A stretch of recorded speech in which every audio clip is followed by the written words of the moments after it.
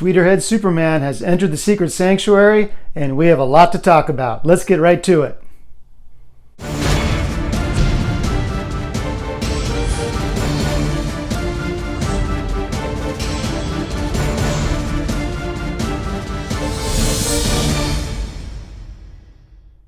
Hey statue collectors, Tweeterhead has had a pretty big hit on their hands with the Superpowers line. So far I believe we've had the Joker, Harley, Bottle City of Candor, and Supergirl.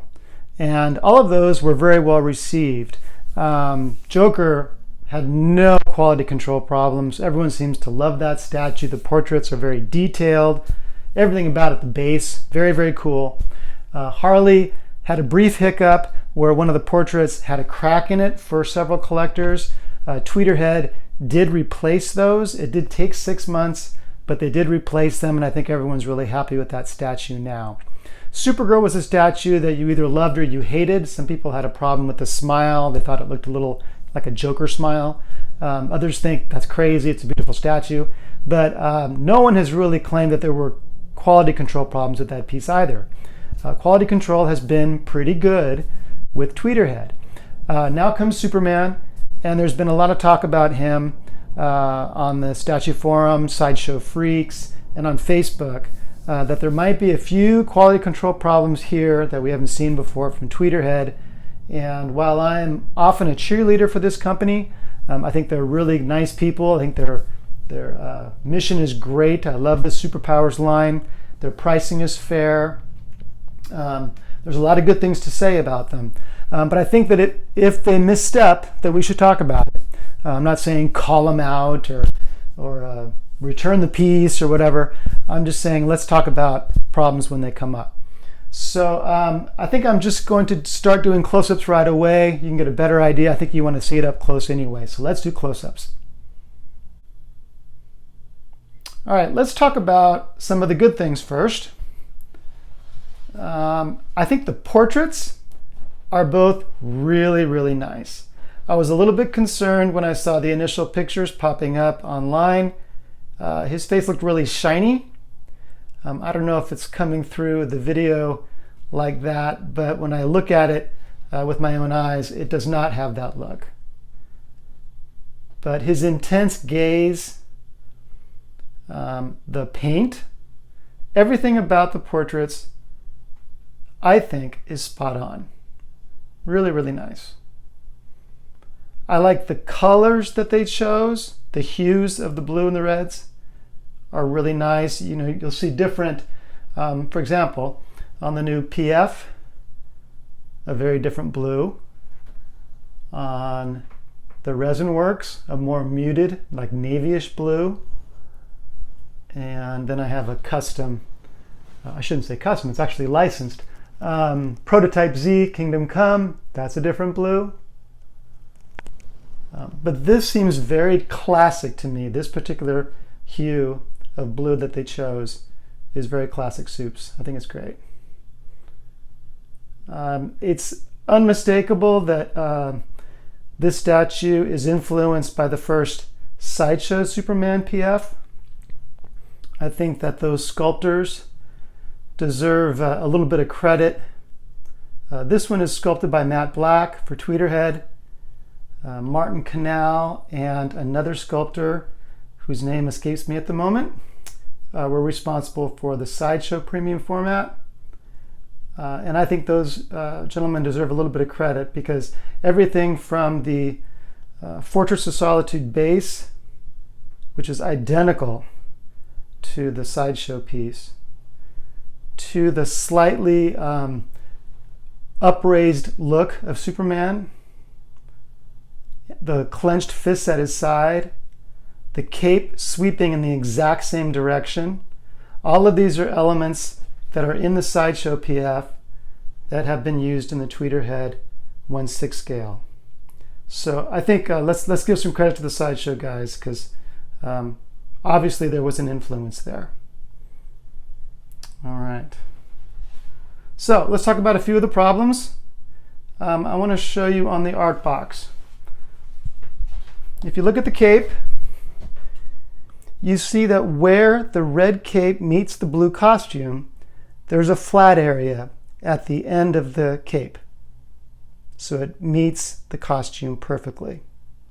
This is also how we saw it in San Diego when we saw the prototype, when it was unpainted in 2017 and when it was painted this last summer in 2018. Now, the production pieces, there are no flat areas. They come to a point. And the problem with that, it's not so much on this side. This side doesn't look so bad. But this side, the cape doesn't meet the costume, and it looks like it's either attached to the skin or it's free floating. It looks a little awkward. It's worse, and I will show you, it's worse on when I put the exclusive portrait on, because the cape actually slips further back. I'll show you, but it does look worse. But I really like the musculature of the sculpt. I think that's fantastic. You can't beat full sculpt when it comes to a character like Superman.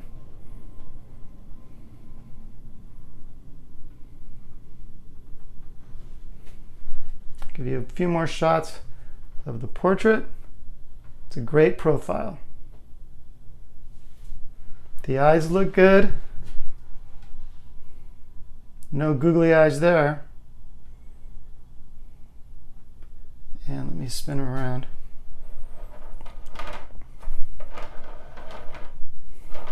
We get the S on the back of the cape. I really like the sweep of the cape. It looks really nice. I'm going to show you from a distance again because this piece looks neat from a distance. I really like that. Okay, another problem, and some people, you know, if you're not super concerned about details on your statues, it might not bother you. The paint on mine is actually pretty good. People have been complaining about the S insignia on the chest. I think mine looks good. I'm not concerned about that at all. But the belt, I got to be honest, the belt looks pretty crappy. As you can see, there's blue paint all along the top of the belt. Now, that's just sloppy.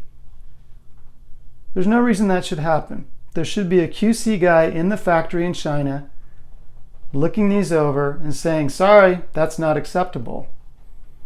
That is, I mean, that's just basic, keep between the lines painting. And for someone who does appreciate detailed work, it's a little bit maddening. We didn't see this on Harley. We didn't see this on Joker. So why are we seeing it now on a character as important as Superman? That makes no sense to me. It's very, very frustrating.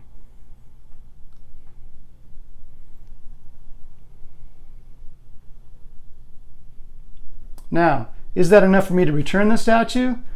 I'm not returning it. My understanding is that Chad at Tweeterhead is trying to come up with a reasonable and quick fix to these problems. And if that's the case, great. But to be honest, for me to be completely happy, you know, I would need not only a new cape, I would also probably need a new body just because of the belt, which is crazy. The smallest piece on the entire statue is the sloppiest, and it's frustrating. Okay, another problem with the cape is that when you put it on, it keys into the back, and then you kind of have to drag these edges, at least this edge especially, over the skin area on Superman. And it's very easy for some of the red paint to transfer from the cape onto the neck. I've seen it already on several people posting on the boards and on Facebook. You don't want to be dragging the cape over the skin. Just to give you an example of what I was talking about, you have to remove the cape to switch out the portraits. So I wanted to show you guys the exclusive portrait, and when I take off the cape, this is what we see. Red transfer from the cape onto the portrait. Not good. That's just a bad design. Here's the exclusive portrait. I think it's the same portrait. They've just it's just the eyes that are different. So you get the X-ray vision effect. And I do like it. I think it looks cool. But I think that this portrait, for some reason, sits a little bit lower into the key in the body, because if you'll notice, the cape is even worse with this portrait, and it moves. If I push it forward, it looks like how it looks when I've got the regular portrait on, but as I let go, it slides back.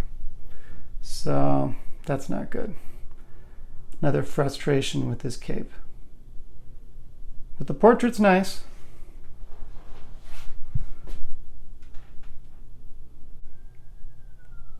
Some of you guys will think I'm nitpicking with this criticism. But if you remember with the Sideshow first Superman premium format, they have a problem with leaning. And normally, usually, except in extreme cases, that leaning happens when the pads on the bottom of the base are crushed by the weight, mostly of the cape. And so the pads on one side, the cape side, are crushed, meaning making the base lean, making the entire statue lean. So that's been a problem there. So on the Tweeterhead piece, there are 4 pads on the bottom, but they didn't put a pad on the side under the cape. So if you look, the statue is flat on this turntable underneath the cape and elevated where the pads are on the left. So it's already leaning a little bit, not because there's a problem with the statue, but because they didn't put a 5th pad under the base, under where the cape is. So again, that's a little bit frustrating. Here's just a general point about Tweeterhead. Some of you will be familiar with this already, but some of you won't.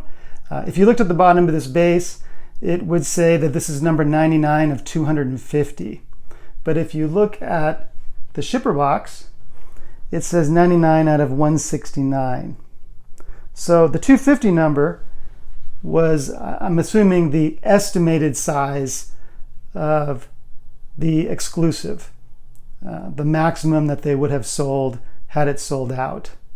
But only 169 people ordered the exclusive. So that is the actual edition size of this piece, the exclusive of this piece.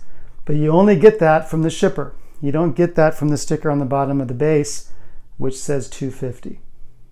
So I think I've covered all of the problems with the statue.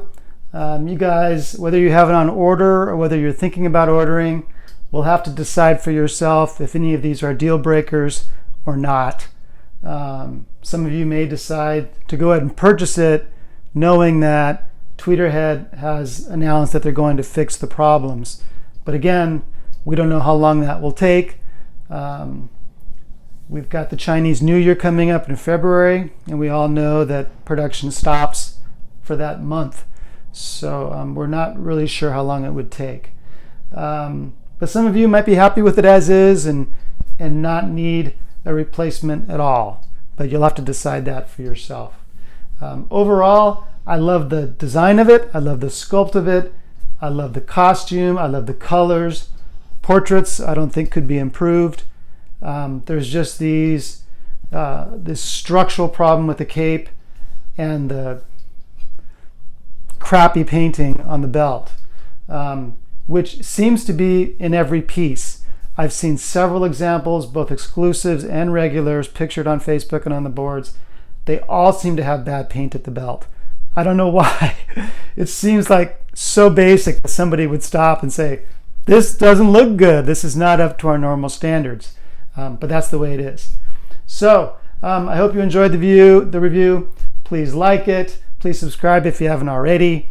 I do have a website where I sell some comics. I sell some statues. It's www.detective27.com. I hope you'll take a look there. And I will see you guys on the boards. I'll see you on Facebook. And Happy New Year! Have a great statue collecting year. See you guys.